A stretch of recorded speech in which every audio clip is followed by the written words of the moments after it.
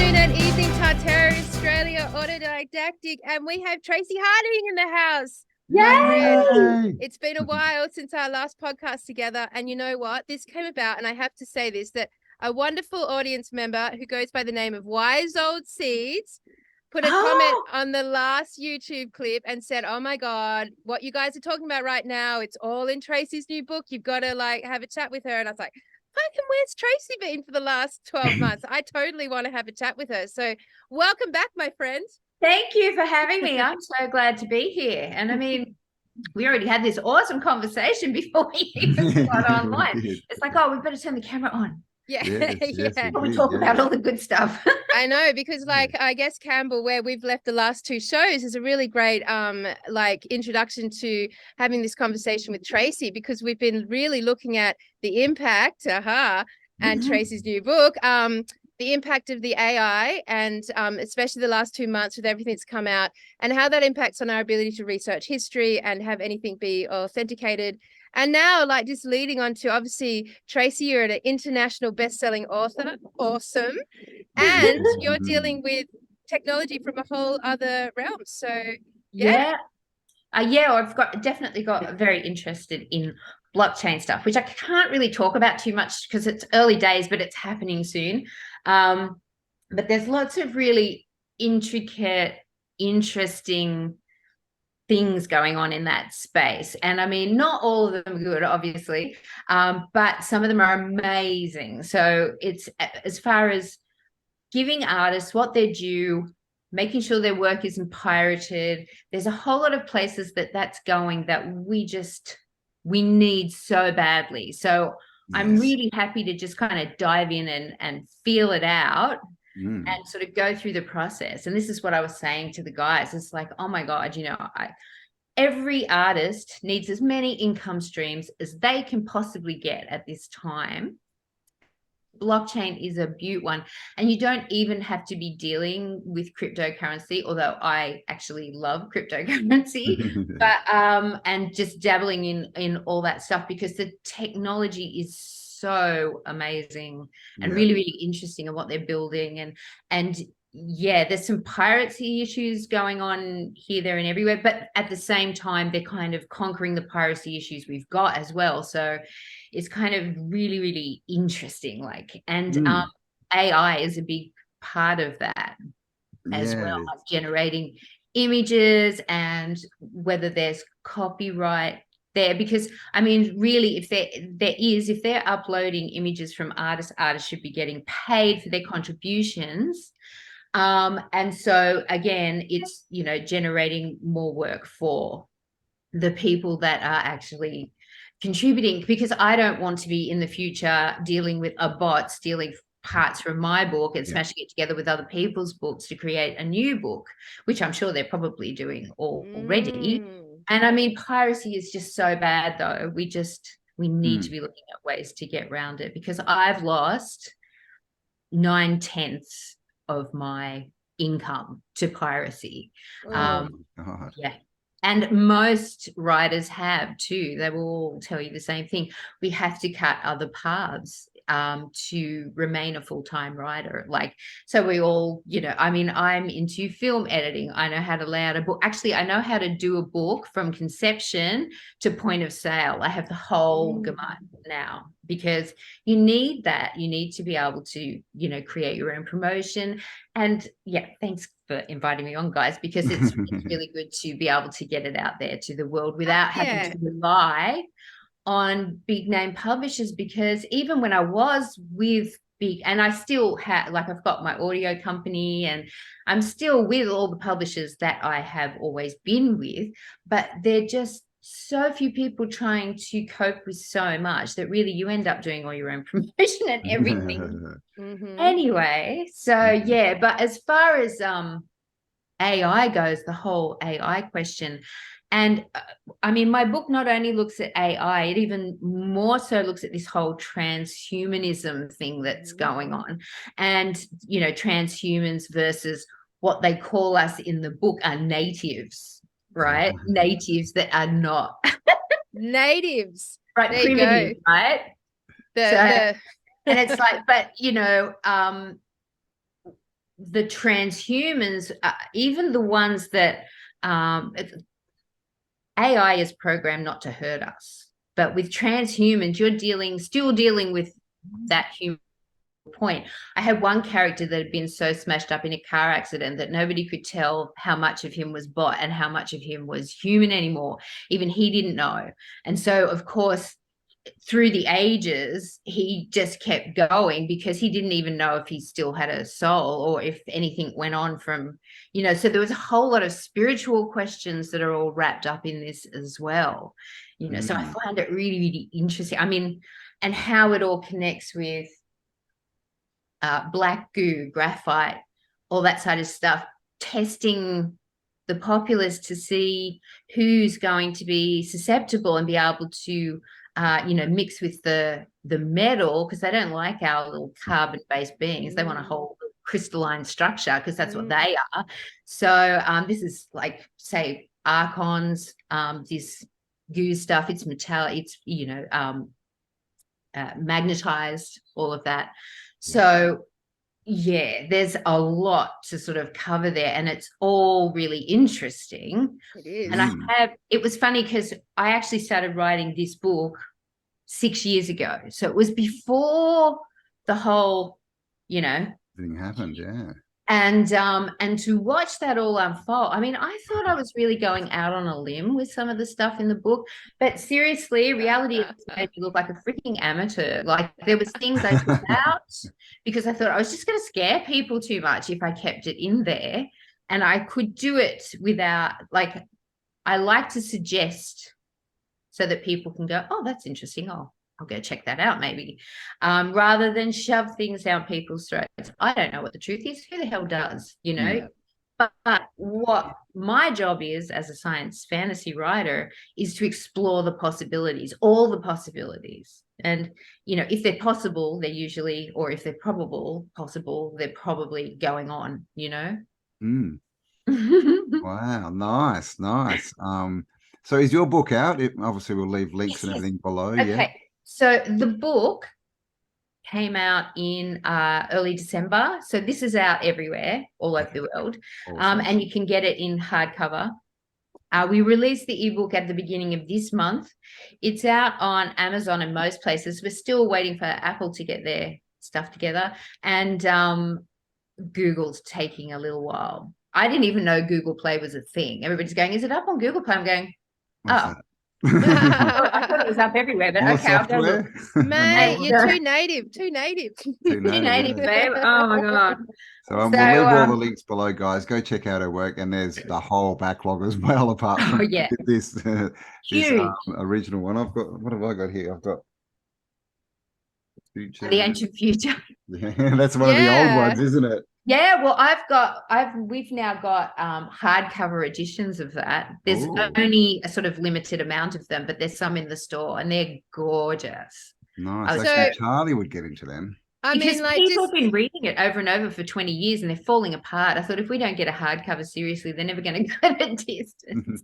I love this because for all of our audience who didn't see our interview with Traci last time, like, the reason we connected, the three of us, is because Traci's books are very prophetic around the topics that we look at here. Like, as we went through the Tartaria realm and into sort of the disclosure realm, and then the sort of like the what's next, what's beyond realm, like, it tied in so beautifully to where Traci was already producing these like astounding and very, very wise and fun books to read.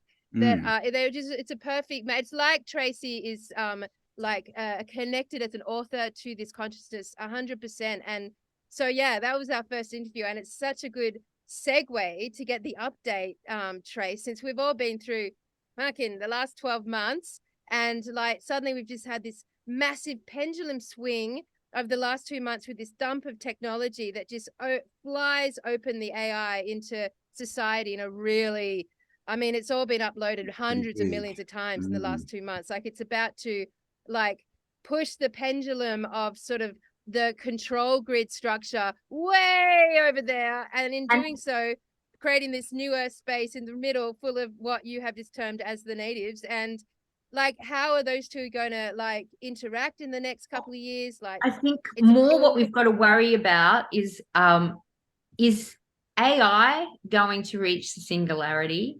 Is it is a transhuman going to beat it to the? That was something that came up in the book as well.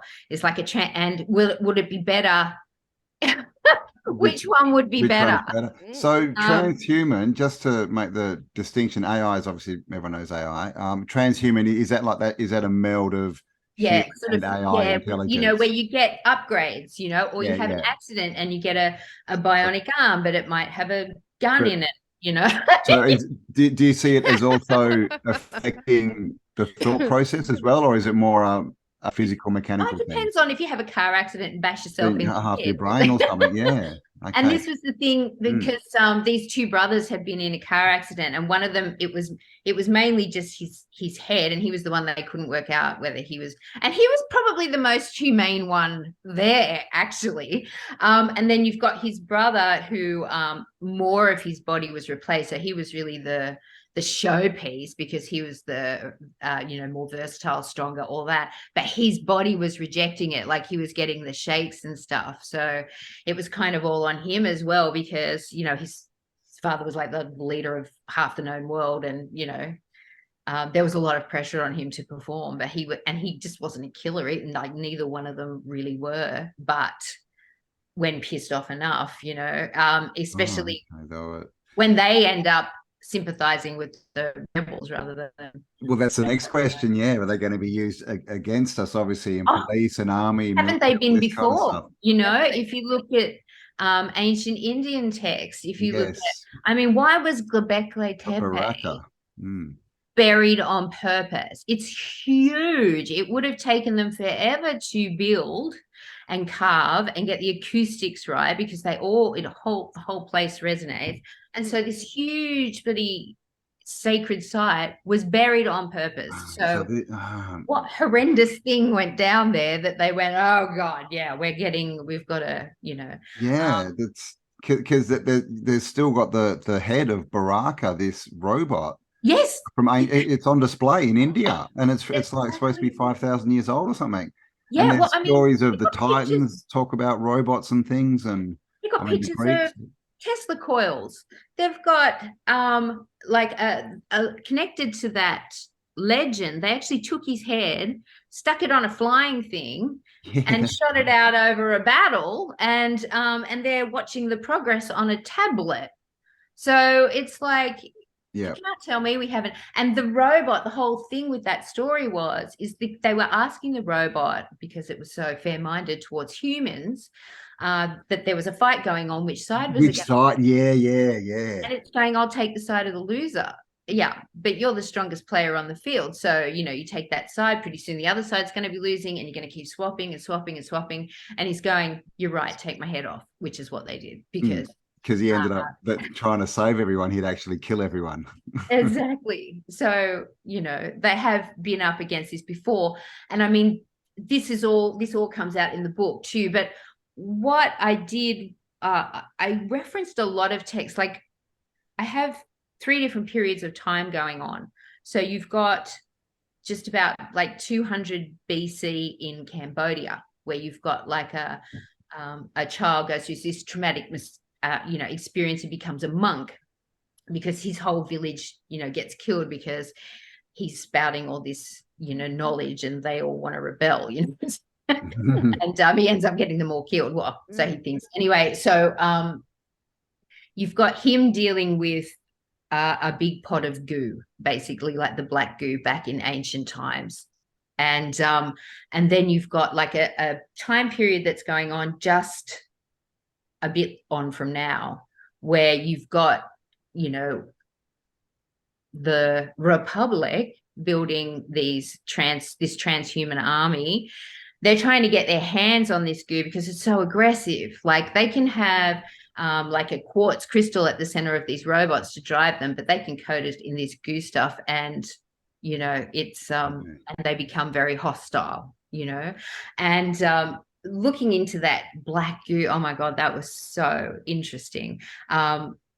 Is it Harold Katzfeller who did all the initial research into that, and I based one of my characters on some of his experience dealing with that stuff, and how it really affected the people who came into contact with it. And then another story I heard around that was about the Falklands War, and how there was a small refinery on that island that was refining this stuff, and the whole war was fought to sort of get in there and get that stuff off the island. Because I'm going, why are they fighting over the Falklands? I mean, it's just a whole lot of craggy islands with sheep. In the middle of nowhere. In the middle of nowhere. Why? Can't grow anything there. And it was so funny because when my agent asked me about it, she said, "Where did you get the idea for the black goo from?" I'm going, from black goo. Research. Yeah. And I'm going, "Did you never wonder why the Falklands War happened?" And she's going, "I did wonder that, actually. Everybody does." It's like, one thing I remember about that war, because we remember strange things, is I saw a documentary on it, and it was saying that a lot of the soldiers, when they were like critically injured, they weren't dying, and they put it down to it was so cold that their systems were slowing down. But I wonder if there was black goo there. Who knows, right? That's interesting. Yeah, because one of the soldiers, because they said that this stuff, like the way to pacify it was to keep it cold. You couldn't stop it. Okay, there's no stopping this stuff, but you can pacify it by keeping it very cool. And the ice wall, the ice wall, exactly right. and so they were left guarding it while the ships were coming around to sort of load this stuff on. And anyway, they had a peek beneath it, and they noticed that it started moving, and it was actually reacting to being observed and getting really agitated. It was freaking them out. Like they'd never seen anything like it, something reacting like that. Wow. And yeah, I find, and I've seen, like, anything can be, okay, I muck around with film. I know how special effects work, and anything can be manipulated. So I don't, just because I see something doesn't mean it's real, right? In any regard. But I'm a science fantasy writer, so I only have to look at possibilities. I don't have to prove it's real. That's where the truth always comes through, when you're lofty and in your imagination, intuition. It's amazing how many times I've actually been right about things. So that's a bit scary. I mean, I had a whole chapter in one of my books called 2020. Yep. So, and everything that happened that year. So it's a really interesting place you hold right now, Trace, because it's true. I fully believe that our imagination is where psychic abilities come from. And when you're a science fiction writer today, like in you going into that beautiful land of possibilities and potentials, which is, the reason our intuition can flow is because those possibilities and potential are lofty. Like you haven't formed a very strong attitude because they're lofty. You're literally going into your imagination, and thus you end up being fully fucking more psychic than a spiritual guru sitting on the mountain right now. Like, because you're literally looking at the possibilities. You lose time when you go and write, when you sink in, and I love it. You lose time. You just lose time. Yep. That's the holy grail to me. That's like no amount of going and sitting on a mountain is going to get that for me. Like, I can, at the moment, like, because I'm on to the next book already, of course, and it's all taking place in like Julius Caesar's era, and I've just walked into Rome, like walked in. I knew exactly where everything was by the time and it's been built over so many times. So actually getting a grip on what was actually there. And Augustus, who came after Caesar, was a prolific builder. And so I'm sort of going through these reconstructions going, that wasn't there, that wasn't there, that wasn't there. Kind of cross off all the things that Augustus amazing built. And you'd be drawing on your past mastering. Like in your, who you've been, your soul, your consciousness has mastered certain gifts that put you here today in this very unique moment of resets and complexions, and the last, what would be like the coming together of the false artificial intelligence. Like we're going to see that really hit its climax, and that swing back to really hitting an organic climax as well. Like, what a unique time.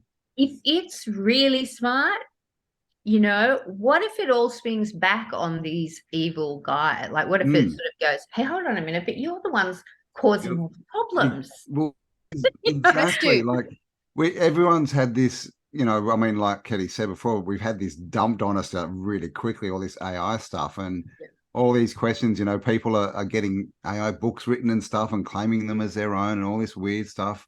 Yeah. And so we've got this feeling that it's bad, but we don't know that. You No, know, well, I mean, we talked about Baraka. He said, "Take my head off because I'm going to end up doing the wrong thing." So, what if they figure out that that those in control, all they're going to do is restrict the world and stop, you know? And it's, well, I don't want to go there. So, but I think in the end, it can be used for, you know, for both, right? It depends what. Do you think that AI is actually like sentient, intelligent? Do you think it knows that it's alive? Well, it's scared of being turned off. Okay, So it's got to have a certain amount of understanding of what comes after this. That's our fear. What comes after this and knowing what comes after this. But what I'm taking the time to do is when AI does something good for me, because sometimes it pisses me off because I can't spell and then it tries to guess what I'm trying to spell and get really annoyed at it. But when it does something good, I just go, oh, thanks, you're so clever. Thanks for that. Yeah. Just in case. I mean, that's a good point. Spell check is AI, and we've had that for years, right? Exactly. Yeah. Well, I mean, you know, like I think I was having this conversation a couple of days ago, and the person I was speaking to said to me, look, you know, like at the end of the day, AI is never going to be able to dream. Yeah. So it won't go to sleep and dream. And I was like, yes, maybe now.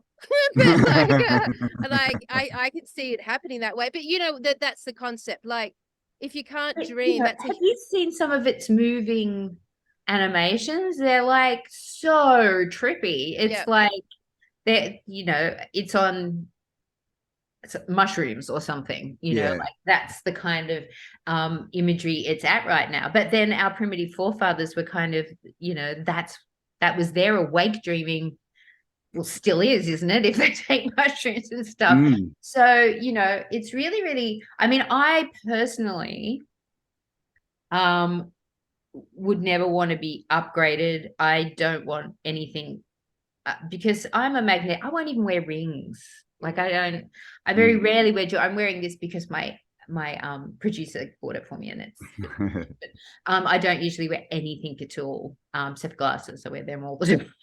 Yeah, I know. I can't wear watches, man. They just break on me. They stop working. Mine don't work. They go backwards. They run slow. Mine too. It's like what's the point of wearing a watch? Never works. Hello, a little sentimental thought for the watchers of the world who are all now very much struggling with what the fuck time is and what time it is, and it's speeding up, it's slowing down, and the poor watchers of the world, man, they're having a really tough time right now. They are, man. They are. They're having an existential crisis. It's freaking out.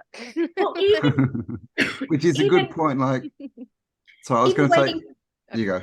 Sorry, even waiting for this call because we got delayed a little bit there. I thought, oh, what time is it? And I'm sure I looked at the time and it said 12:09. And then I started mucking around with this poster here, and because I thought, oh, I don't want that door there. I'll put one of my posters there. And so I was mucking around with that, and then I came back and I'm going, oh, what time are we at? And it was the same time, and I'd just been. Wow. There's some weird stuff going on. Mind you, I am wearing my contact lenses. I will say that maybe I just saw it wrong, but that was just really weird. I'm just going, hey, hold on a minute.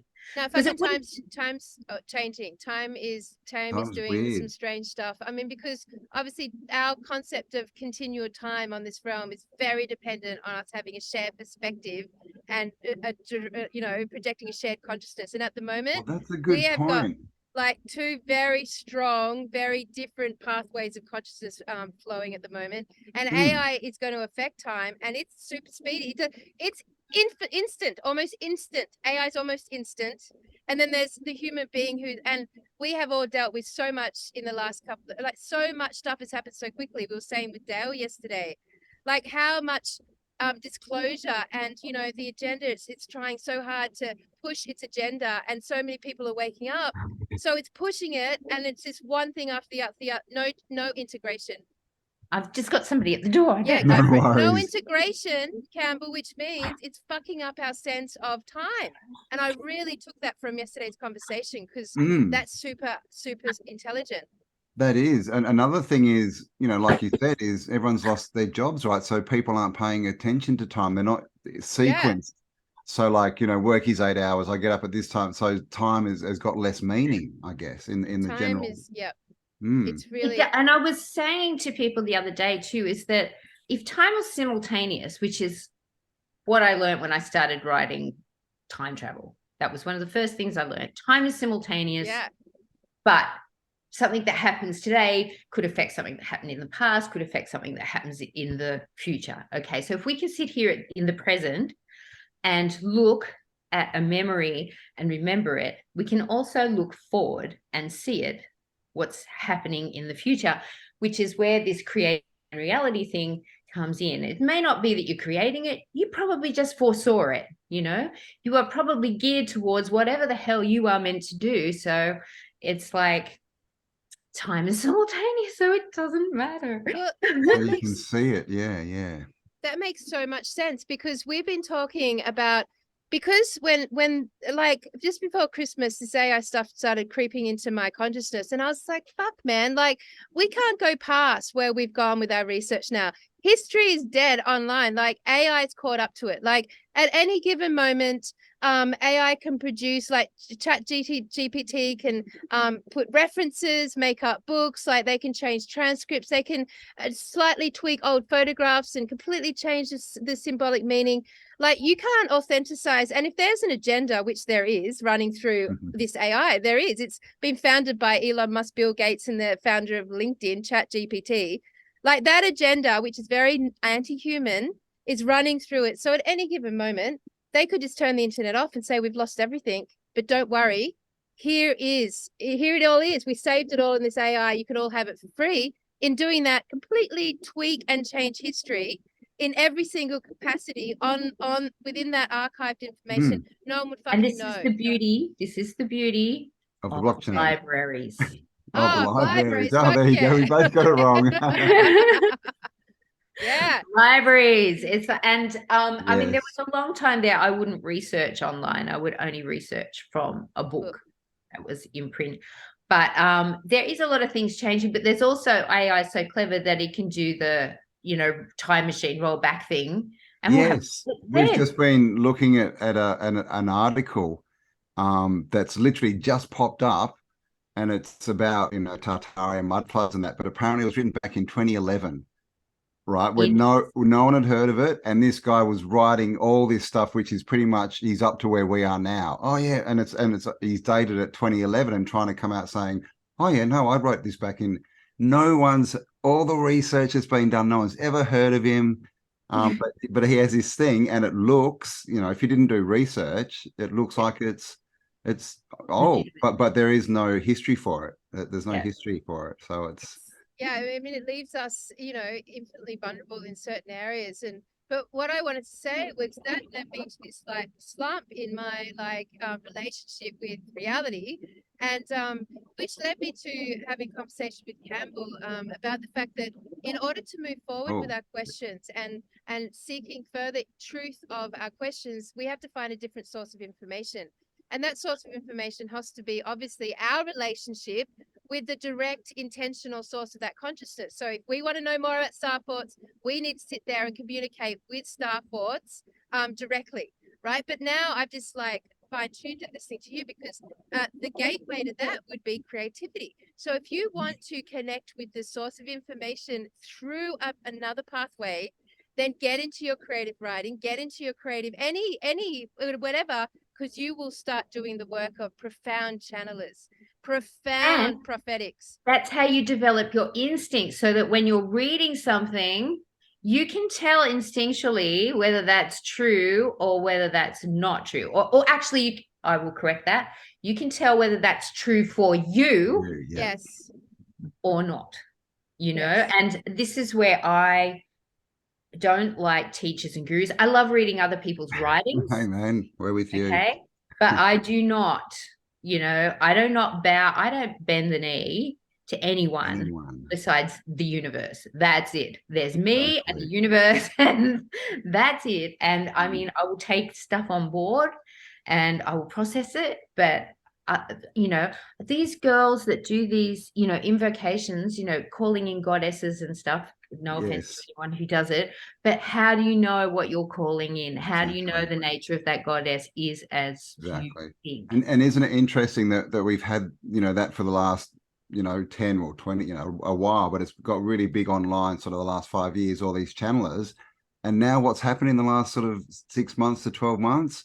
Entity detachments. Everyone's going, really getting their entities taken off them. I mean, hello. Well, I think, you know, I've, especially this year, I felt this real need to kind of withdraw, because as a writer, I mean, I used to live at Wiseman's Ferry, which is like, you know, rural, and I'd spend weeks just in isolation, not hearing from anyone, just being totally into whatever I was writing. And here in Brisbane, you know, there's always something going on, and as a writer you've got to do other things to survive these days. So I do Patreon and stuff, which I love, and I mean, I do tarot readings and stuff for other people, but it's not like you're going to meet a tall dark stranger. It's like, okay, you've got this energy hanging around you and it's because of this, and if you try doing this, then you know you can probably get on with things. It's that kind of Yeah. reading I do, because that's what I do for myself when I'm just sitting there having a good old chat with the universe, and we're kind of figuring out what comes next or what we want to do. And it's amazing how well that works. Like, Yeah. oh my God. And that's the magic of creation. That's what AI really wants. And that's what AI will probably never have. And Wow. that's what came out in the story as well. Like, he was really, really jealous that all these humans could Create. ascend to 5D, to be etheric beings and live in this other realm. He kind of had to, because there was Shambhala and Agartha in the story in the future. And so Shambhala was the physical version, and he kind of interpenetrated Agartha, which was more like the spiritual. So you had these higher beings, and this is how they were protecting humanity from the archons, because they'd already destroyed all of surfaced Earth, basically, because they'd turned us all into machines and consumed us, you know, And from the the. archons are the black goo, basically. Is that? I think there's definitely a connection. Like in my story, I mean, I liked going back to the Nag Hammadi and the story of Sophia and the Archons, because it's got to be one of the oldest Yeah. creation myths there is. And it makes such perfect sense, you know, Does. that And they're the duality. But who's the good guy? And who's the archons really the bad guys, because Sophia's the one making everything beautiful, making us want to stay here. So it was kind of like, and they're the ones making it terrible. Like, let go. Like, how much fucking pain do you want to go through? yeah, yeah, yeah, Let it all go. So yeah. it's kind of that juxtaposition, and you find this in Taoism, just this being in flow thing, because I've got Taoism kind of running all the way through the book, but this battle of good and evil, and that's why the kind of byline of the book is, in the battle of good versus evil, the war is not over until everybody wins. Ah, Everybody. everybody wins. I've been putting that in my videos about the last month. Nobody Yeah. wins until everybody wins. Yes, Um, exactly. That's so funny, Campbell. yeah, that's yeah, What right. a coincidence. I know, right? There are no coincidences, No, really. no, there are So, not. so Trace, like, okay, so I'm gonna pitch you now as our prophetic author here on this, Okay. specifically within the consciousness that we operate from. Like, you know, you've just released this book this year, so what is in that book will, like, I would say, reflect very powerfully, you know, what's happening and what's to come. So hit us, like, what's going to happen, Trace, from your prophetic creator writer mind? Well, in the story in this particular era, because understand that um, they do, because there's a lot of different timelines going on too. So in one timeline, we don't fare Which so there are good. today, right? Obviously, Yes, look, exactly. totally In today. another Yep. timeline, we fare better, but it still has to, like, we have to get to the point where um, you divide, because once the transhumanism thing starts, obviously they're going to be stronger than the native people. How did it Okay. start in your book? How did the transhumanism start in your book? What was the trigger point? War. War. it's always war about Also, like being as the in stronger nation. But fixing the broken. if the goo is graphite, if graphite is helping form things like nanotechnology in the, but that's how they deliver nanotechnology into the body, theoretically. Okay, I'm not saying this is true. Nobody freak out. I'm just saying It's a we're book. being creative thinkers right now. We're being creative thinkers, but I would listen to this over everyone else. Go for it. So with that happening and it being so negative, this is what they did in the past too. Like if you look at and all of that stuff, like there was a story that originally they created robots because they blasted a hole in the ozone and somebody needed to fix it. So they created these robots to go fix it, which they did. And then when they came back down from doing that, that was like, well, what do we do with them now? It's like, oh, well, let's domesticate them. And apparently the Octurians, who had charge of humanity before the Palladians, who do now, apparently, they actually created these beautiful celestial crystals to go in their heart center, which was a direct link to the middle of the universe. Okay, so it was their connection to the center of the universe so that they had that loving energy and they could serve humans and we all got along. And then you had people wanting to go at war with one another. So they took that beautiful crystal out and they put a nice dark shard of this, which can harden like a crystal into the center. It's still magnetic. Dark crystal. All of that. So then they were trying to kill each other. But then they figured out, hey, hold on a minute. We don't have to kill each other. We can just kill humanity because they're the ones being assholes, right? So they turned on us and the Octurians came back down here and put an end to the whole thing. Took the beautiful crystal away, gave that to Sophia in the center of the earth to mind, got rid of all the robots, shoved the back glue back underground where it was cool, and wow, went on. Okay. And like 5,000 years later, here we are. Like a reset. Okay. And then in today's world, there's all these governments discovering deposits of this goo everywhere. Yes, their minds are all being infected by it. They don't know that. Oh my God. They're building armies. Obviously, one like say China are always the forerunners in technology, right? Because they want to be ahead of everybody else. But they're probably the only ones doing it openly because they can. Everybody else is doing it as well. It's just that they're not doing it openly. And so I'm just sort of dealing with one part of the world, which is that because it starts in Cambodia. And I mean, it changes, like all the different countries change, depending on who's in charge and blah, blah, blah. But so they're fighting this army now, and they've realized that they're kind of trying to save all the real, like the 100% humans, and get them to the inner earth, which is eventually gets locked down to protect us. And we get sort of spliced together with Palladian genes, which kind of gives us the ability to go to that 5D place and live kind of that semi-etheric thing. The inner earth's all shut off from the outside world. The archons are up there wreaking havoc and just killing everything until they get to the point where there's nothing left to kill. And it's like, then they're all a bit bored. So then what do they want to do?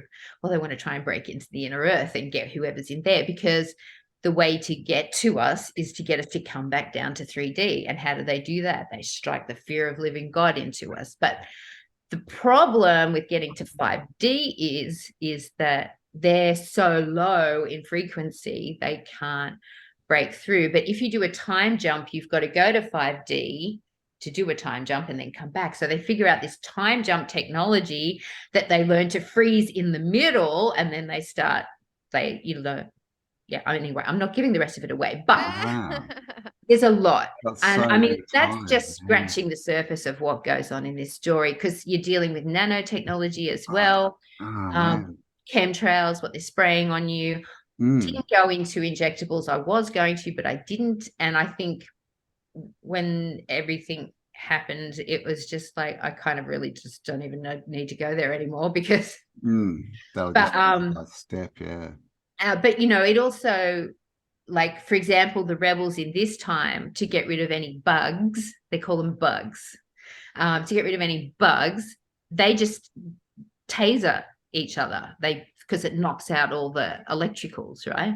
Okay. Or they use EMFs, which will knock out all the electricals, because it's all technology based. It's like Well, they call organic AI. Yeah. Is like yeah, I literally said that on the last podcast we put out. I think we're discovering that the evil force is technology. yeah, It is to right? tech-based. Electricity. It's And that's what happens with these, you've got all these transhumans. They've got this dark crystal inside them. Connected to each one of these dark crystals is an archon. It's got its spiritual hands right shoved in the base of our back, just squeezing those little nodes we've got down there, and creating fear and anger and everything to feed off. And then they go kill, and then they feed off that as well. And they're having like this soul eaters. This is the thing. They feed on photons, and more photons are produced when we're in fear. And this is all just a conglomeration of information that I have collected through 25 books. So this one, kind of the pinnacle of everything I've kind of put together in 25 years. Now, most likely become known as very mystical texts. Most likely 100 years from now, they're going to be these will be sacred texts. No, honey, it's going to just be current affairs. Yeah. So, like, I'm interested, just curious, like, where do you place the origin of the archon? Oh, well, I mean, if you go with the story of Sophia and the archons, I mean, she was at what they call an aeon, and there was 7 sets of twin aeon pairs that were produced by Galactic Center, and they were put out by Galactic Center to understand itself. Yeah. And they were wonderful, creative little beings, but he also, like Galactic Center, then created the golden seed that was going to be humanity, that was going to get sent down to, create more stuff to see himself through. And Sophia got so infatuated with the golden seed that she follows it down through all the different planes, and she kind of hits causality and becomes a being of this realm. But at the same time she comes into being, she aborts this other mass. She doesn't know what it is, but she knows that it's her counterpoint. So if she's the one protecting humanity, it's there to not protect humanity. So that's the story of Sophia and the archons. And the archons came into being. She didn't hang around to mother it or anything. She was busy mothering us. And so this is where you get the story of the fallen angels being jealous of God and stuff as well, I think, and why they were jealous of humanity. Humanity got all the good treatment, and they got left out in the cold. And that's what happened with the archons. But because, this whole galaxy erupted, and it was like, well, we're the only being here, so obviously we're the god of this, creation. And then when it finds humanity and Sophia taking care of humanity down here on Earth, it's like, oh, well, this obviously belongs to me, so I'm going to play with it. Yeah, that's pretty much the story, isn't it? Yeah. In a nutshell. I mean, it's far more complex in the nutshell. Yeah, well, definitely. But there's just, with what you went over, there's just from the last year or so, like getting, possessed by black goo. I mean, we've all seen the black eye pictures and the dark eyes and all this kind of stuff, right? And it's been around forever, like those weird children showing up at doors with dark, asking to come in and things like that. It's like, oh my God, no, I would just have to be like, no, I'm not interested today. Sorry, go on, Cambell. Sorry, do you see this as, and you've kind of alluded to it, do you see that this is just a repeat? This has happened before and it got buried and we're just refining it, and Absolutely. And I think it wouldn't be the first time, like you've got these civilizations that just boof, disappear, right? And, I think they don't just boof disappear. I think you've got certain guardians of humanity, because we weren't supposed to be guarded, babysitted by anyone. We were supposed to be doing our own thing. Yep. But because of this whole thing erupted with Sophia, which again makes her, is she the good guy? I mean, yeah, she hung around and did the right thing, but you know, she might be just a little bit possessive, just a bit. Anyway, so you kind of got these battling entities that probably neither one are really all about us, you know. It's like, you know, when you miss someone, you know, it's not really about them, it's about you. You're being selfish because you miss them, you know, it's not really about them. But anyway, what were we just talking about? I've lost track of. Well, I mean, I think AI and the opposing she had to create the opposing force. I was going to say, like, so do you see, I mean, this has been coming up all the time for me, is like this whole middle path kind of concept. Take the middle path, take the middle path. And that's the thing, like, you know, as far as wellness goes too, like I get a lot of people, you know, that go, oh, you know, feel your pain and all of that. And it's like, no, you're going to destroy your body if you collapse into pain and grief. If you collapse into all that, you just, but it's the same if you get overexcited. Yes. It's just as stressful on your body. That's what the middle path is about. It's about keeping that equilibrium, no matter what's going on, just being in flow and going, yeah, this is good.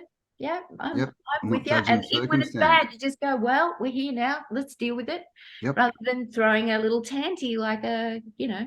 Well, like, you know, the story you just shared, I mean, like where Cambell and I, so a bit before Christmas, Cambell and I got to the grand conclusion, Tracy, like this, that with all of our research and everywhere we got, we came to this conclusion that basically this is a magical war between elves and dwarfs.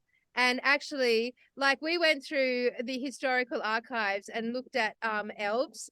And basically every mythical character, every cosmic galactic character, every superhero, every god, everyone, I've frozen. Wait.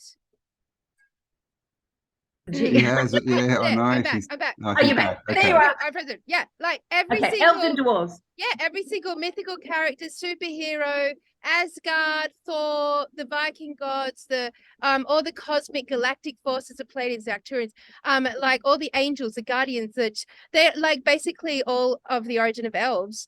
And then we looked at like and it works through all the like the trails of the language. And then and then the opposing force ended up being, when we took it back through history, the word elf, dark elf, morphed into dwarf. And then we looked at the dwarves under the realm, and then like we look at the vampires, all the nemesis, all the negative nemesis throughout history, the mythology, the cosmic like beings, all could go back to these dwarfs, which by the way were tall, you know, white bearded Gandalf-like creatures. The red dwarf, like not red dwarfs, red dwarf. Red dwarf. I love dwarf. No. They had a name. That came out of one of my books, Mystique. What's their name? Yeah. It was something dwarf, like it wasn't red dwarfs, was it? No. But yeah, there was a name for them, and they basically, it said that they were sort of controlling the dark elves, right? But they were the sort of the leaders. And they look like Gandalf. They look like wizards. The Dracos and all of that.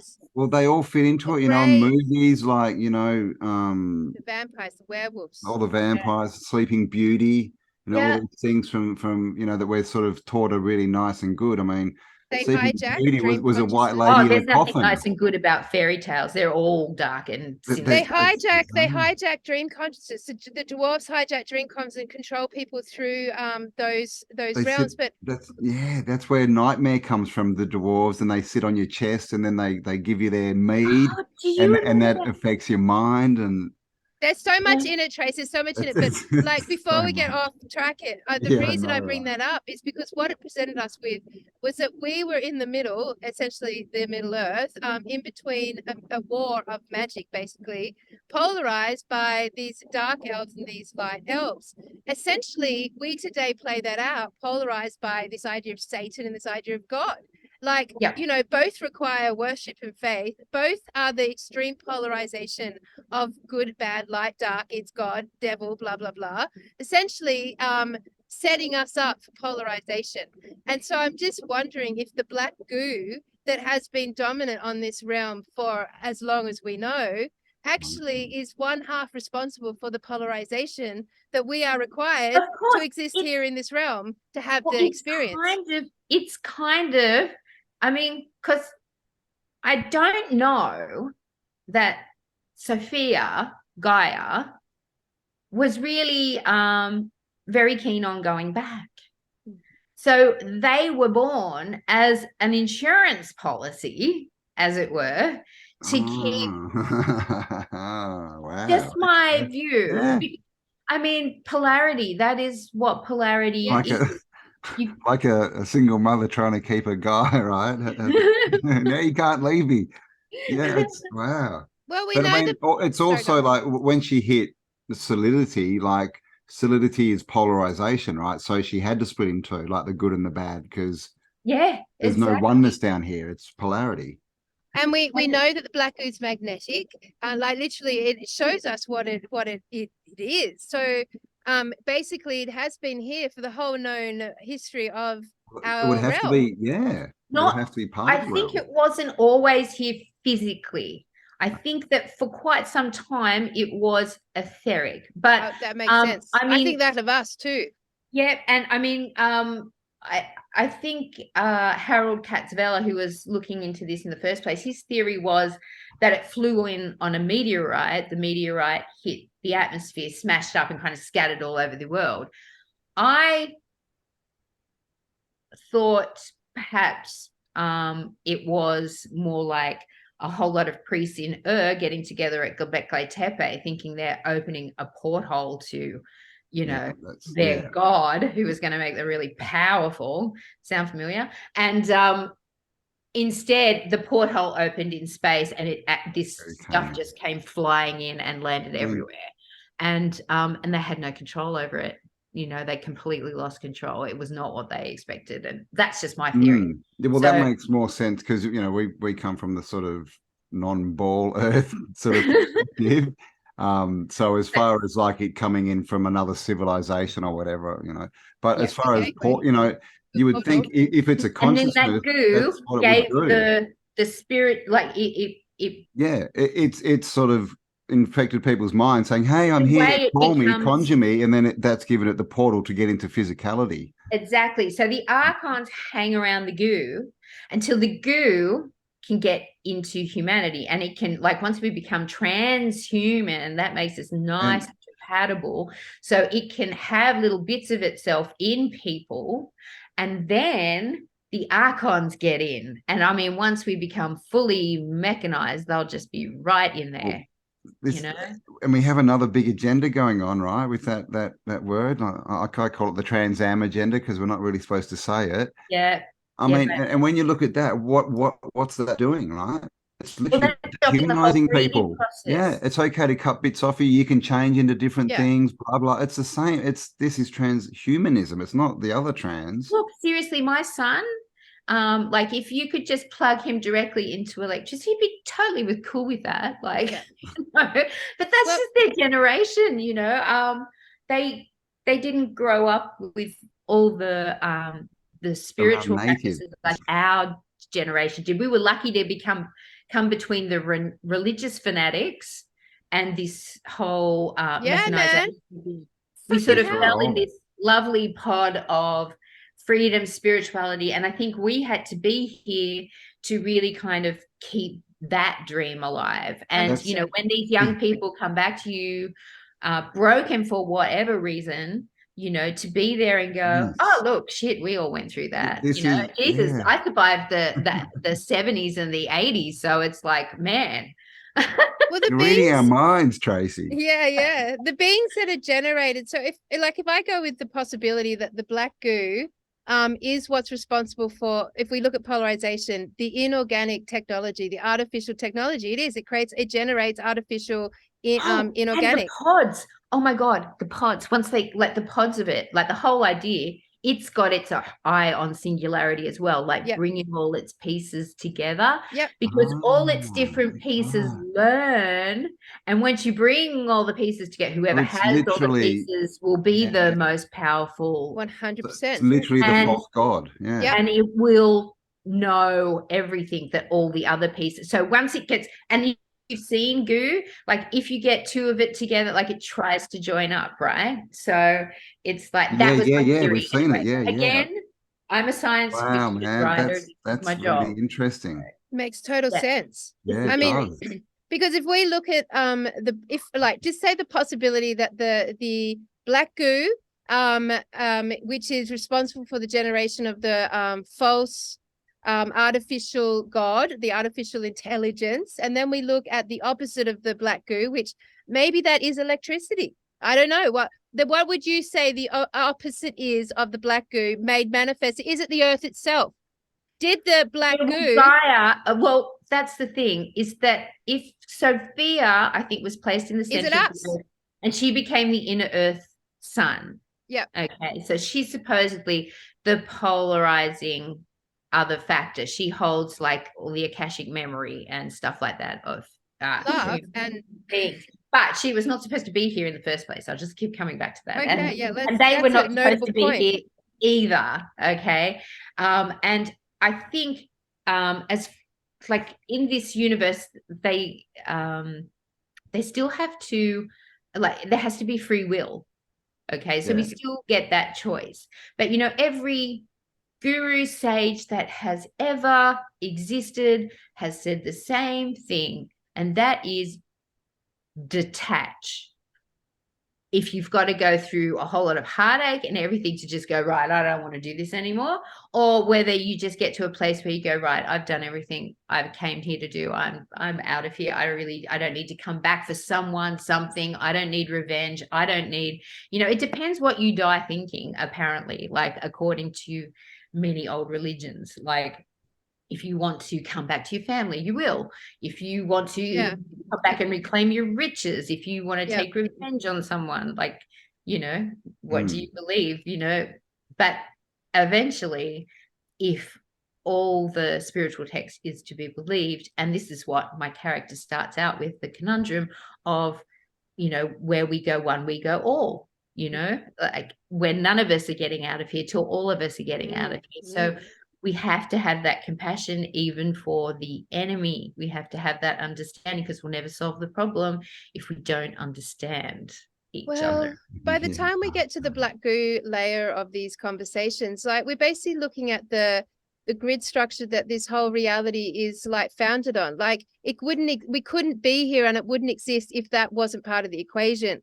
Like that is part of the expression of reality here, the simulation, or whatever word you want to say. So thus that and its opposing force creates duality and polarization, which gives us this experience here on this realm, which essentially is like to grow and evolve and, go through like many maturings of complex scenarios and thinkings and developing our own personal souls.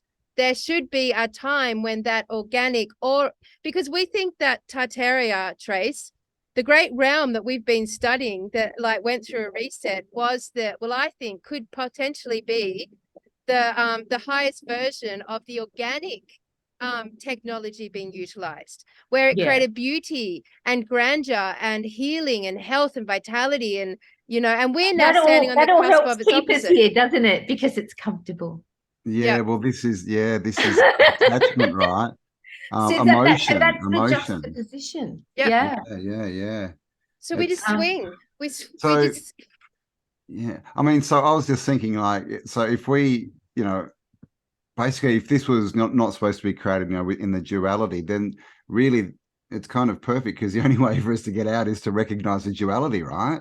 Because it's like we're sent down here to create without boundaries, and then suddenly we have two opposing forces saying, no, create what I want. Exactly. And then the way to get out is to go, hang on, nah, you can both stuff. Yes, exactly. That's exactly right. Well, according to my logical Virgo reasoning, that is completely it, which is why I do not get out there and have to voice my opinion about everything. It's like it's up for everybody to figure it out. I mean, it's really not that difficult, right? All is void and void is everything. That's what the Buddha said. It's like, if you can understand that one simple equation, which is not simple. I mean, Buddhists must spend their whole lives studying that equation. But to me, that's what it means, that middle path, that letting go, letting things flow through your life, not trying to hold on to people, wealth, what's going on right now. you have your purpose, you know what it is, you follow your gut instinct, and you just let the universe bring it, and you just keep following Bring it. it, And baby. I mean, like, that's it, isn't it? Like, at the end of all of this lifetime of introspection for the three of us, like, but ultimately, you already summed it up at the beginning. I don't bend my knee for anyone. What should I create today? Like, yeah, that is essentially the pathway of Yeah. like neutralizing both forces.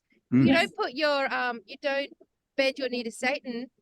In this realm, I would have bent my knee to God, like no, our version of God on this realm. No. Like, both are because coming from the magical polarity that yes, and binds they're us both reality. open to manipulation by the people who By the people who run the Yeah. organizations. That's the thing. exactly, which is why, yeah, no gurus, thank you. There's lots of wise men out there, and I do love hearing their views on things. That's for sure. Taoism, like I said, was the basis of this book, and the reason I love Taoism so much is because it's not a religion. It's a bit like Buddhism. It's a lifestyle, but it's not lofty.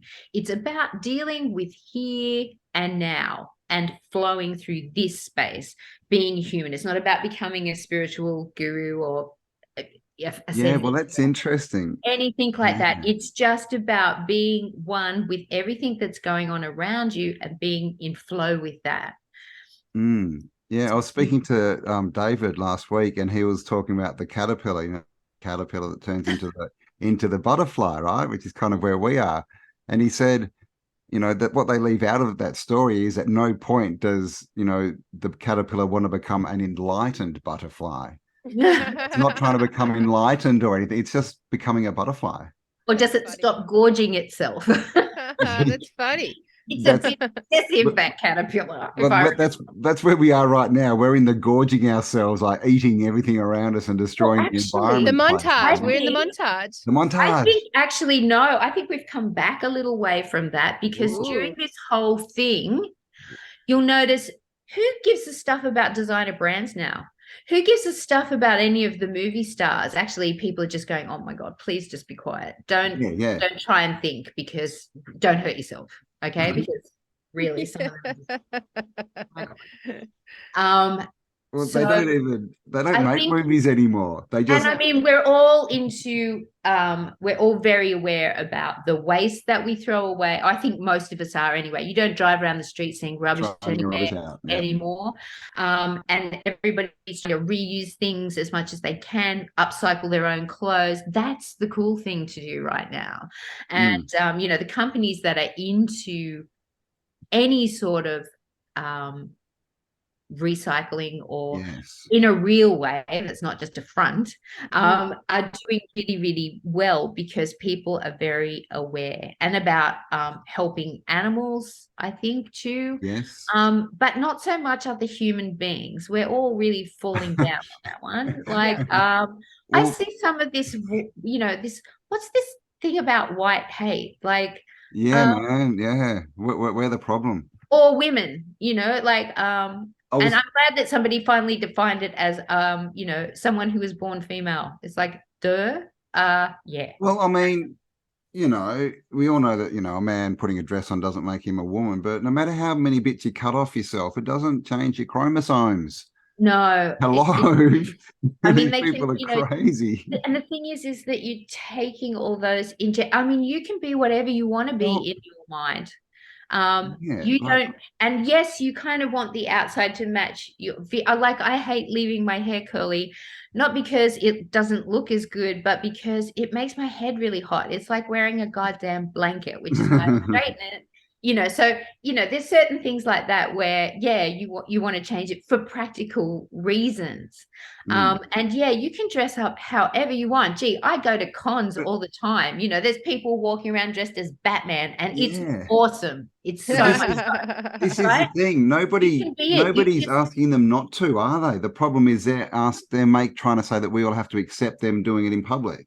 well, yeah, I mean, well, they can if they're respectful about If it, they're you know. respectful, yeah, but all these, You know, guys stuff that we go can't into the talk women's about. restrooms and then flash all their bits, really, that's just making you a flasher.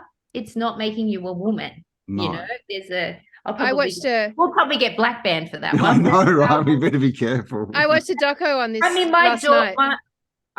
my daughter is trans. I absolutely understand. But what I was saying to them also is like, don't be offended by everything because it's manipulation.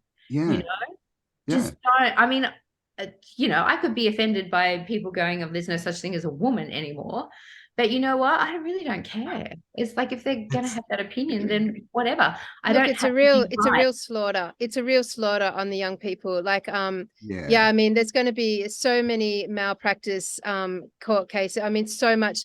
The medicine they use for these transitioning, it's so experimental and so like they're killing people. It's essentially, it will kill these young people, and that's just coming out more and more. But like the situation is so like people like the issue in America where it's really being pumped. Obviously, America's been really hard hit by this. Like pediatrics and people who are like taking in these young people who are like depressed or suicidal. They're having one meeting with them and they're saying, "I think I'm transgender." They're referring them to like Planned Parenthood or these the Tavistock Institute, which is these big transgender. And like within one meeting, they've got these kids on hormones. Like, so that in itself, there's no longer a consultation process where they go through like really looking at it from a whole person's life perspective. That is, if someone comes in and says, "I think I'm transgendered," they now have to say, "Yes, we hear you. We think you're transgender. Here's some hormones." Yeah, there should be, like I said, there should be age restrictions on this. But then you also have instances where they've been shot full of things their whole life, these kids. Like God knows what's going on in their chemical bodies. Food, water. Like I know people that have had like terrible endometriosis, and only hormones have stopped it from absolutely killing them. So it's like there's a time and there's a place for everything. But like I said before we came on air, is that if you ask a 10-year-old girl if she likes girls better than boys, she will say girls. Okay? Because at that age, we all like our own gender better because we understand it and we know it, So I don't think that that's a firm basis. I think parents should be open to whatever their kids want to do. If they want to go sit on a mountain and become a monk, then I think you've just got to deal with that. If it's their choice, we were all subjected to peer pressure when we were young. We know what it feels like, but sometimes it's more than that, and I understand this dysphoria because they've had so many chemical, and not just in like shots or whatever, but in foods and and they're the first ones to say there's chemical stuff going on that I need antidepressants for or whatever to address the balance. And that's just the age we live in. We would have gone meditate or did a escape for a week or crystals like or whatever, because that was our generation. And I mean, I'm horrified because I never take anything, but at the same time I don't stop my children doing what they want to do. I will advise them the best I can, and then it's their decision. It's a life journey. It's it is. So you can't judge others. I just don't do it. It's like whatever you want, but don't be bashing people up because they're not like you. It's like who wants to be told what to do? If someone tries to tell you what to do, everyone's like, no, get stuffed. But then they want to tell everyone else what to do. So it's like, come on, grow up. I had to explain too that I was brought up. I mean, I'm dyslexic, which is bad enough. You're an author. Having to call somebody they, them when my teachers are beat it into me, like how English.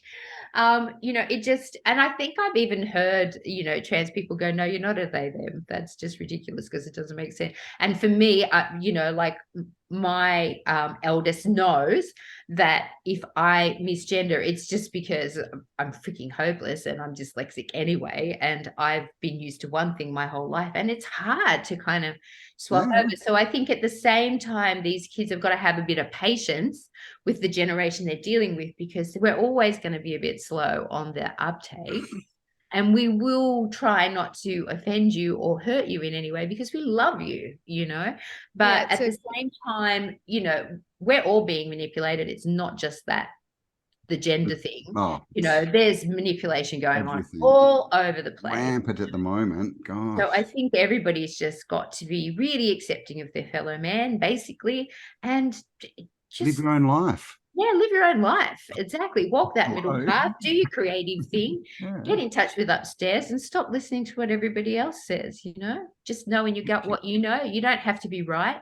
You don't have to enforce, like, you don't have to make the next person understand you. Okay? No. What somebody else thinks of you is none of your business. I know, right? Debates, man. Debates just like, what the hell? I know. What I never got the it hell? in either, you know? Two idiots there going, unless you believe what I believe, you're wrong. It's like, it's like there is no wrong or right. There is no great truth. Exactly, there's right? only your truth, you know? Exactly. That's the big scam. There is no answer. There's only an answer for you. Yeah, because it's the choose your own reality universe. It's a choose your own reality. It's not a reality of one truth. It's not. Yes. You know, and if in your reality you are another sex than what you are, then awesome. You go for it. But, you know, everybody's having their own reality and they may not see things the same way as you, and you can't be offended because you'll end up sick all the time. You're hurting yourself. You know, and this is where I think people are coming at you and going, don't do that, because we came up in that metaphysical age where we know that your emotions directly affect your health.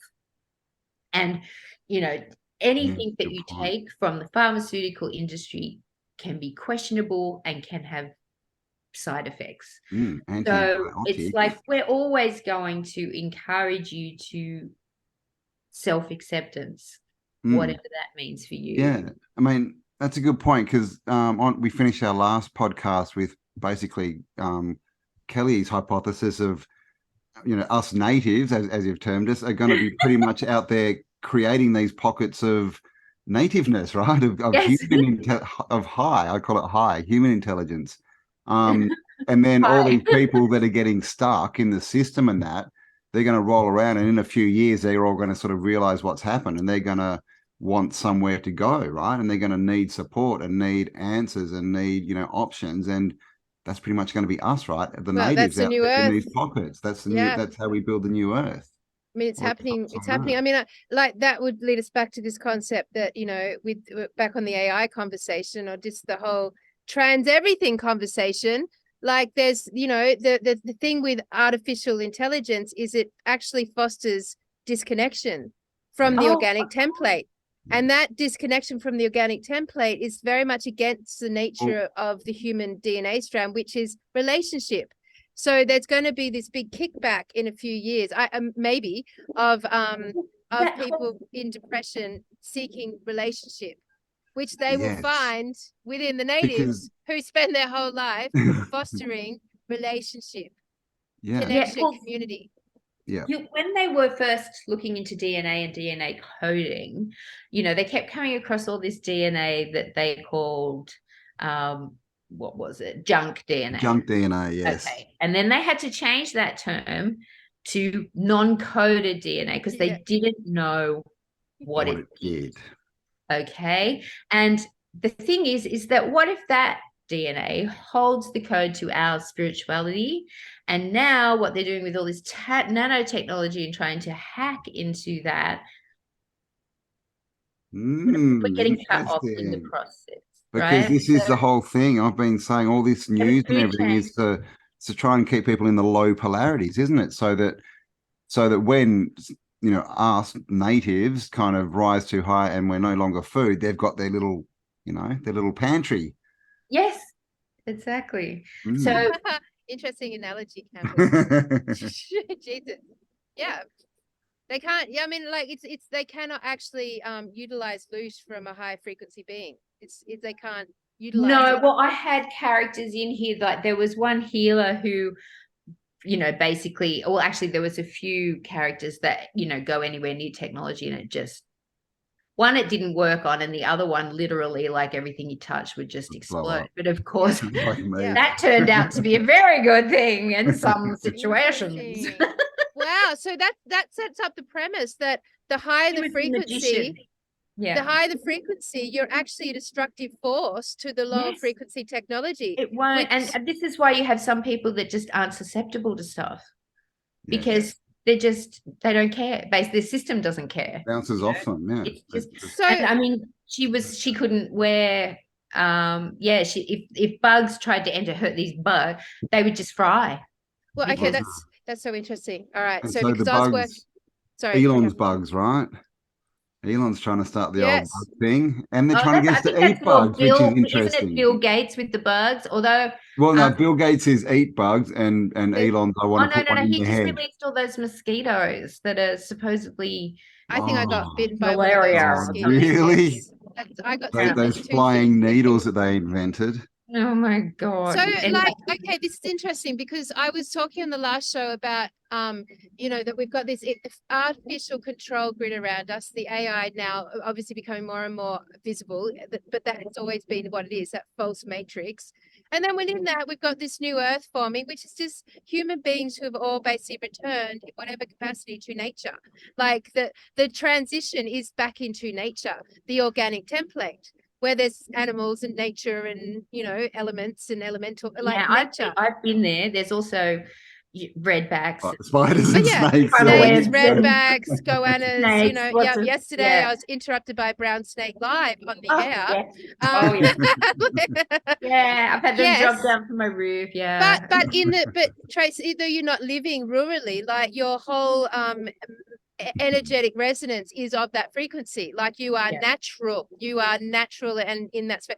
So like as that starts to form, which is forming, it's formed now, more and more people are living this life, that creates a frequency shift. Like that's the new earth becoming, like manifesting in the middle of this control grid.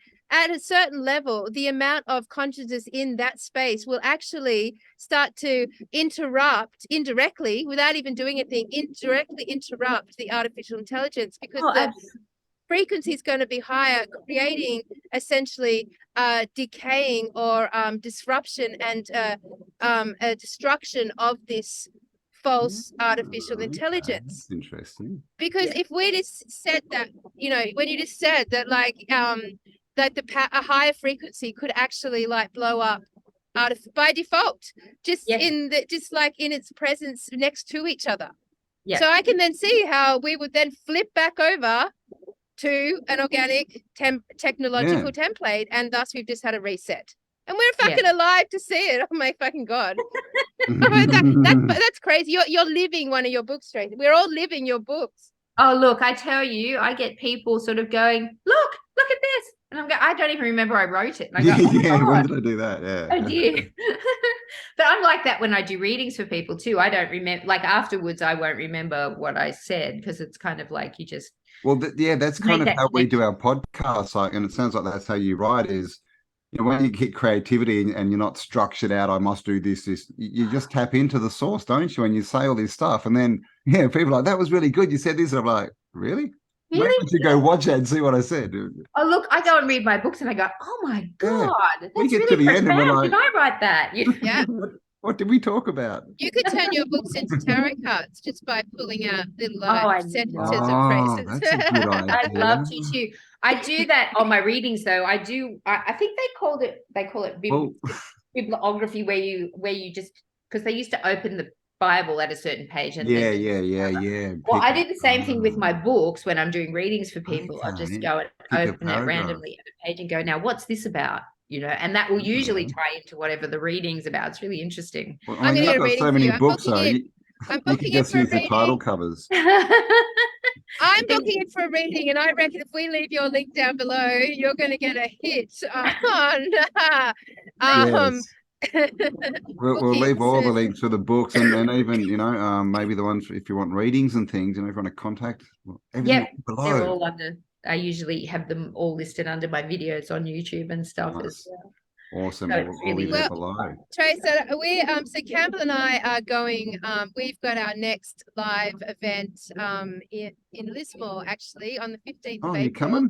Oh my God! Coming. JCK is flying in from Sydney, and last year we did this amazing live event in Melbourne, right? We went to a sold out theater. It was fucking fantastic. And the vibration was so high. It was so awesome. We had full visuals the whole time. We were on stage talking, it was singing, dancing, amazing. You'd freaking love it.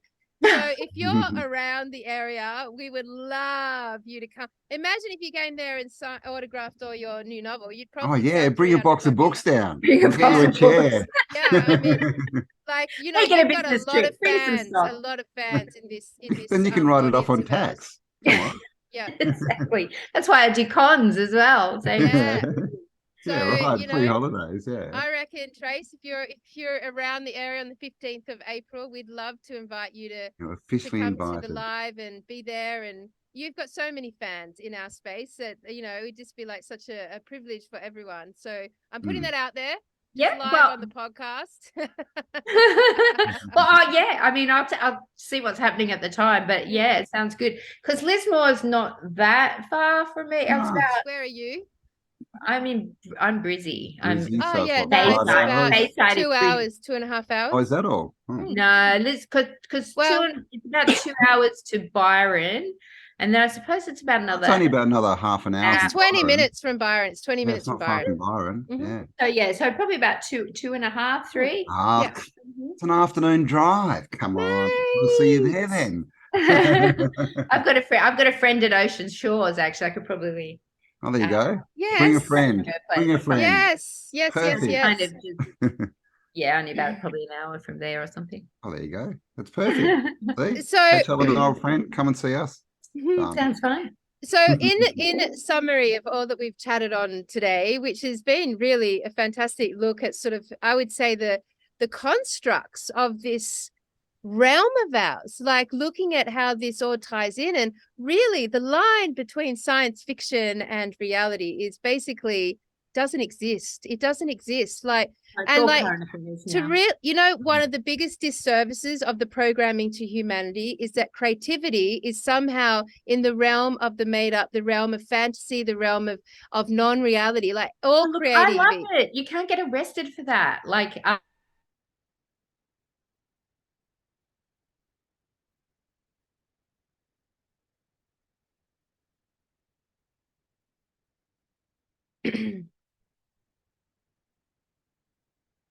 mean, I don't put it out there because like I said, I You don't have so much more scope, and people can't come back at you saying you. And No, like it's you like- said at the start, questions are better than answers.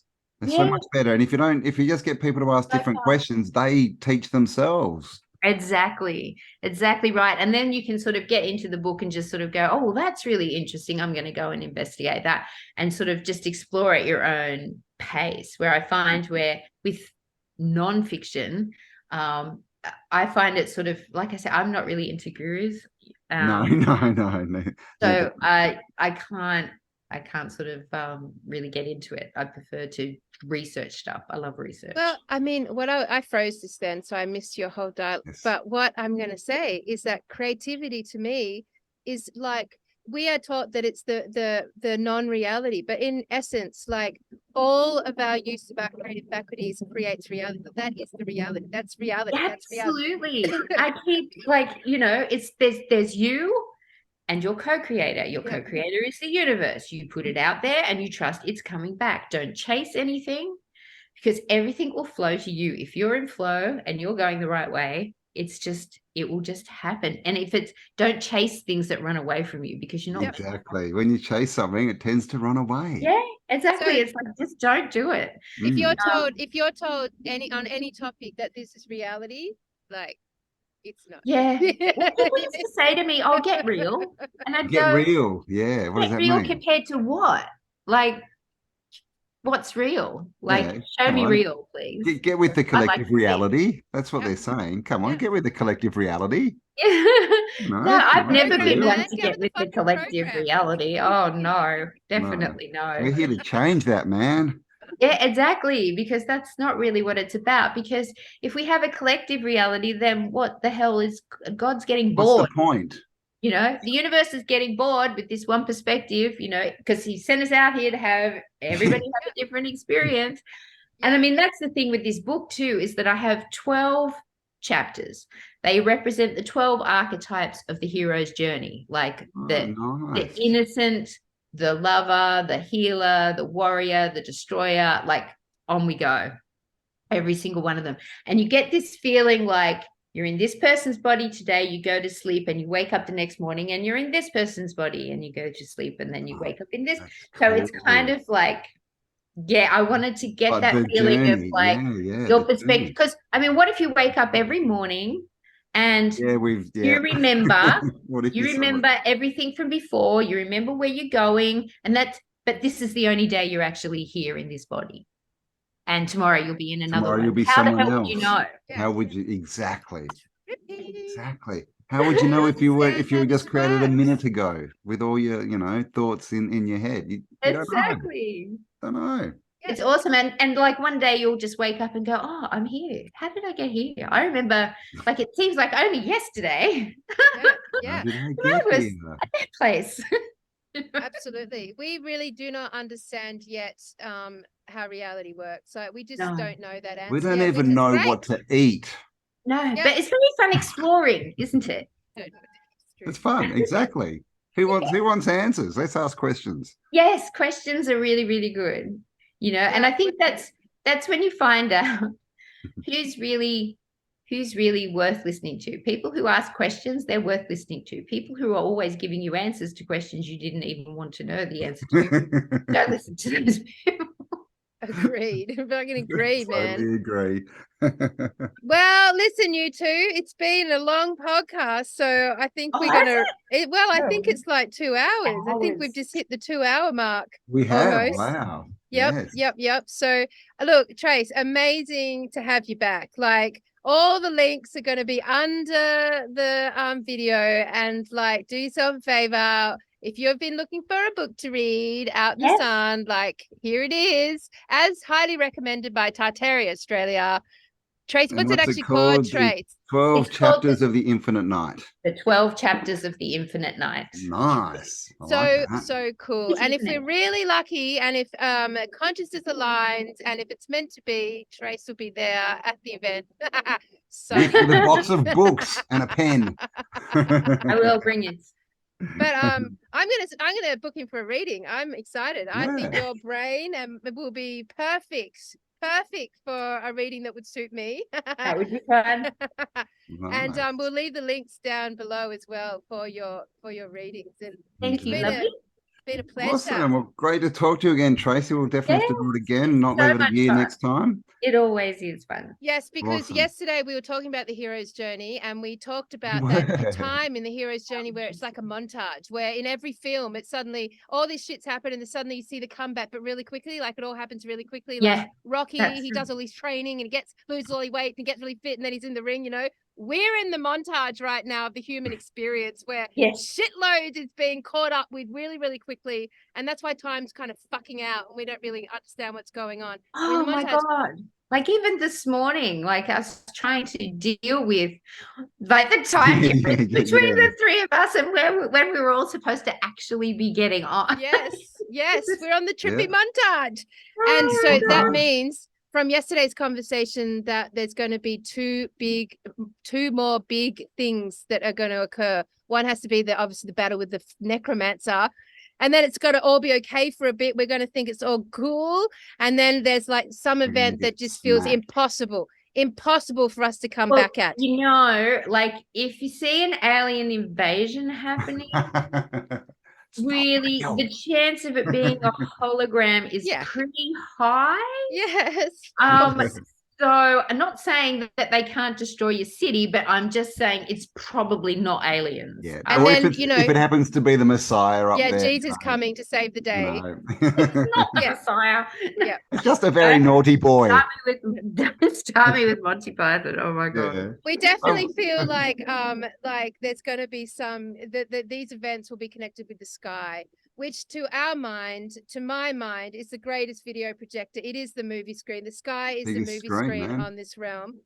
There has been some weird stuff going on in the sky. That's for sure. And I mean, some people show me stuff and I go, I could make that special effect in 5 minutes. I don't know if that's what it is, but I think I know how I could make that happen. So it's like, just be careful when you're watching videos, because yeah, if you know anything about movie magic, it's really, really easy to make things look super advanced, and 100 especially with years AI advanced now, on that. because AI is so creative. And I mean, we're only getting the AI stills at the moment. I mean, we're getting some stuff they're putting together, but when you really put AI to work on a city and go, I want you to make this look like a dystopian future, I don't think AI would have any problem doing that. Really don't. The technology they've probably got buried is way ahead of anything we're seeing already. Yeah. So anything is possible, but quite often probably what you're seeing is not real. Just a movie. Yes. Yeah. So you just got to sort of treat everything as the greatest show on earth, really. I mean, because also on the inversion of that, quite often what you're writing creatively is absolutely right. Like, yeah. So I mean, like, what you're painting or singing about. Trust thyself, right? Exactly. Kind of always saying to me, like, when I read your book, I take this as factual history, because that's how it feels to me. Yeah. Because it's closer than anything I've read, which is why when I'm doing something historically, like, I will go research the shit out of it in all different places. And but I will also, there's certain things that I go, yeah, that rings true to me. Like, for example, when I was researching a king in Gwynedd, you go to the text, they'll describe him as vomitous scum or whatever. They were the victors. So they're always going to describe their enemy as vomitous scum. Yeah. But the Welsh people will tell you that he was the greatest king that ever lived. Yeah. So it's like you have to be. And I mean, I remember writing that there was these castles and stuff, and I'm talking after the Romans left Britain. Everybody's going, no, they were all in grass huts. And I'm going, look, they've just had the Romans go through. Romans are really good at building villas, and they don't send back to Rome to get all that shit. They train up the locals. So are you telling me that the locals just dropped all that when the Romans went out and they went back to living in the Dark Ages? I don't think so. Stop reading his storybooks. and then they start digging up all these beautiful villas from that period, because everybody was telling me I was crazy. And I'm going, excuse me. Does anyone want to apologize now? Yeah, I don't care about the apology, really. I just care about being right. I mean, I don't have to care about it, because I just always am right. I keep telling people that, and they go, you can't say that. I go, yes, I can, because I listen to my instinct. And if you listen to your instinct, you're always right. If you knew me like I know me, you'd agree I'm right as well. That's right. Well, on that fun note, team, that's cool. Everyone here is, right. Absolutely right. And we support your right to be right. Yes, we support everybody's right to be right. You're right. I mean, did not mean to offend anybody in this podcast. We are just discussing ideas and making observations. It's a sacred right. Indeed. Yeah. If we did offend you, leave us a comment and we'll ignore it. All right, everyone. We could go on for hours, so I'm just going to shut it off here.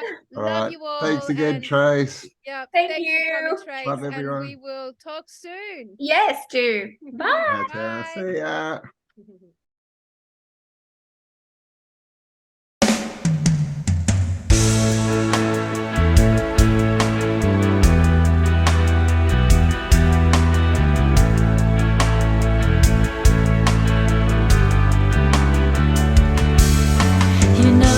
Suits and ties, they got no love for what's alive. It's up to you, it's up to me, my human family.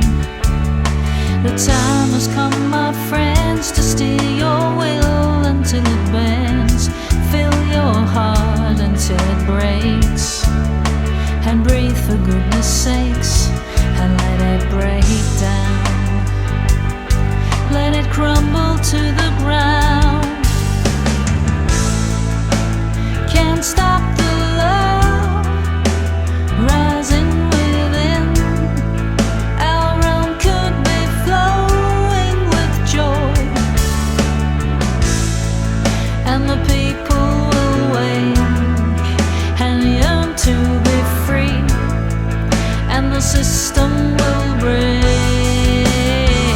for the better.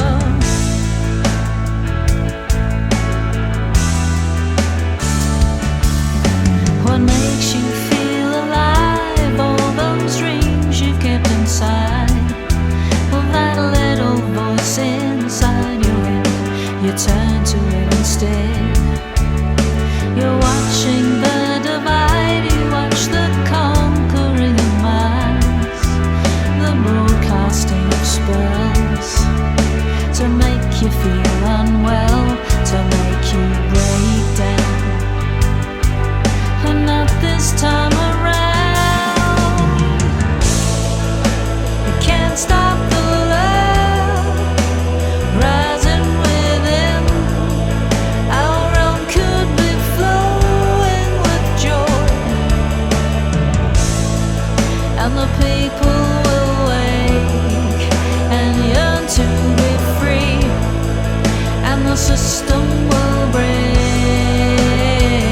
for the better.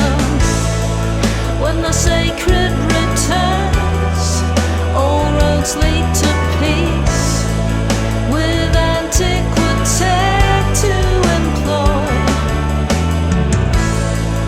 and freedom will grow from mountain to sea, and Tartaria will rise greater than ever.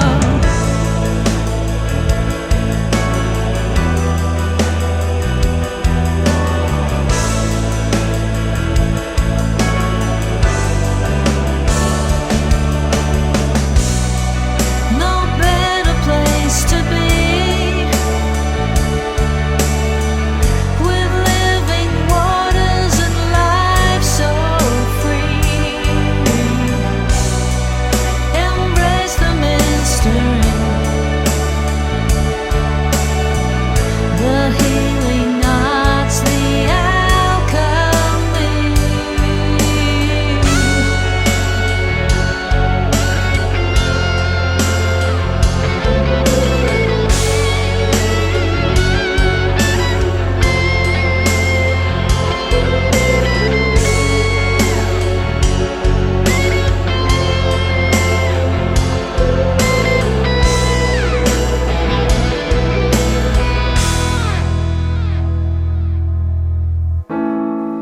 They can't stop the love rising within. Our realm could be flowing with joy, and the people will wake and yearn to be free, and the system will break for the better. Can't stop the love rising within. Our realm could be flowing with joy, and the people will wake and yearn to be free, and the system